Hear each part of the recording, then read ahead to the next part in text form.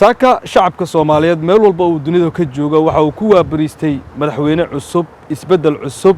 iyo waliba rajo cusub oo soo wajahday dalka Soomaaliya. Hi, my name is Galado. I'm really happy for the president of Somalia. I think because he's going to do a really good job because he's a professor and everything.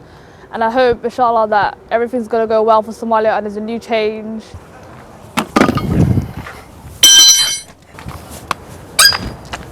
haddaba waxaan la kulmay qaar ka mid ah jaaliyadda Soomaalida oo maanta dib shaqooyinkooda u bilaabay isla markaana ku mashquulsanaa shalay daawashada doorashada madaxweynaha cusub ee Jamhuuriyadda Soomaaliya. waxaan ugu hambalyeeynaa madaxweynaha cusub oo helnay marka alxamdulillah aad ugu faraxsanahay wallahi runtii horta ani ahaantayda maslaxan ma isdheeyeen madaxweynaha soo baxay ma fileen way dadka ma ka aqoonin laba bir shaqada dhama ugu soo jeedo dartiisa si aan madaxweyne cusub iyo wadankayga oo isbedelay marka maadaama madaxweyne cusub ah helnay ummadda Soomaaliyeed waa maalin cusub iyo nolol cusub aan galnay waxaan rajaynayaa in wadanka dhan wax badan ka bedeli doono oo heli doono prime minister cusub dhacdadii shalay dhacday cusaybka hore aan u soo marin Soomaaliya oo dalkoodii gudihiisa ka dhacay iyo doorashadu say u dhacday iyo dadka aan la filayn oo dadkii hore dhibaatada iyo u geystay ama warloodada ahaa dad ka duwan oo cusub oo aqoon leh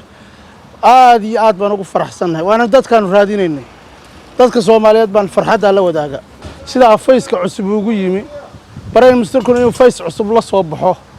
oo isagoo kala ah oo aan rajaynayno in dadka iyo dadka wax ka bedelaan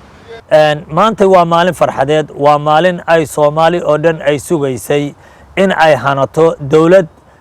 jirta oo dhisan oo ay ka gudubto ku meel gaarka Soomaali waxa ragaadiyay dagaal sokeeye waxa farxad noo ah oo aan naseexan anagoo qurbaha ku nool muddo badan ba aan naseexan oo aan soo taagnayn in aynu helno madaxweyne cusub iyo dawlad cusub oo soo jirta waxaan ku faraxsanahay uguna hambalyeynaya madaxweynaha cusub in uu raadiyo ra'iisul wasaare sidiisoo kala ah oo dadka iyo dalka baahida ka saara isbedelka ka dhacay magaalada Muqdisho shalay waxay ahayd mid si aad ah dadka Soomaalidu ay u soo dhaweeyeen meel walba ay dunida ka joogaan dabcan madaxweynaha cusub ee la doortay mudane Xasan Sheekh Maxamuud waxa uu noqonayaa madaxweynihii ugu horeeyay ee dalka Soomaaliya si xor ah loo soo doorto muddo ku dhawaad nus qarni ah iyadoo dawladihii ku meel gaarka ee dalka loo soo dhisay 12 sano ayaa waxa lagu soo dhisay dalka dibadiisa dabcan tani waxay noqonaysaa mid ay jaaliyadda Soomaalida meel walba ay dunida ka joogaan aad ugu farxaan waxana laga dhursugayaa madaxweynaha cusub inuu soo dhiso xukuumad taya isla markaana uu soo doorto sida ay sheegeen ra'iisul wasaare sidiisa oo kale u cusub oonan dadka horay u arag waxa aan aad iyo aad ugu faraxsanahay in aan helno dawlad fiican oo aan ahayn ku meel gaar shalay iyo daraad waxa waaye waxaan aad macnaha mataqaan u danaynaynay in aan noqono in aan helno dawlad aan ku meel gaar ahayn marka alxamdulillah ilaahay baa fududeeyay waxaan helnay madaxweyne u qalmo jagada oo hayo xasan sheekh maxamuud waa ku faraxsanahay in la doorto madaxweyne cusub in noola doorto aad iyo aad ugu faraxsanahay ilaaha nooga dhigo kii maxay ahayd wadankeena noo soo celiya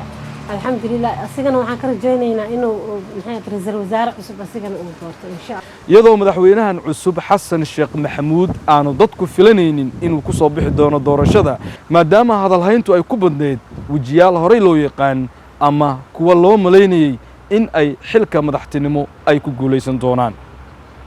Ibrahim Umar Baafe wararka Universal London